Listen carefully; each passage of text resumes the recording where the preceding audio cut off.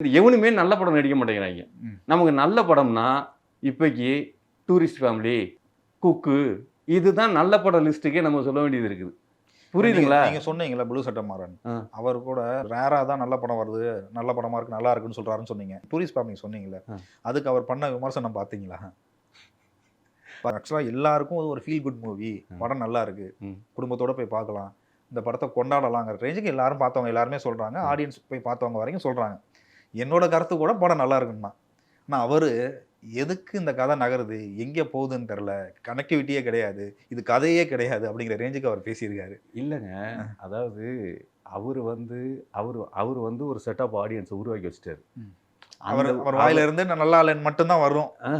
நல்லா இல்லைன்னு சொன்னாதான் அவங்க அந்த ஆடியன்ஸே வந்து அதை ரசித்து கொண்டாடுவாங்க. ஏன்னா இவங்க எல்லாம் நல்லா இல்லாமல் இருக்காங்க. இந்த நல்லா இல்லாத கூட்டத்துக்குள்ளார நின்றுக்கிட்டு நான் நல்லா இருக்கேன்னு சொன்னால் என்னைய கூப்பிடுவானா? நானும் நல்லா இல்லை அப்படின்னு சொன்னால் தான் அவனுங்களுக்கு சந்தோஷப்படும். அதே மாதிரி இப்போ இருக்கிற நாட்டோட சூழ்நிலையில் எல்லாருமே வந்து புழு சட்டை மாறனோட ரிவ்யூவுக்கு தகுந்தது மாதிரி நம்ம மாறிடுவோம்.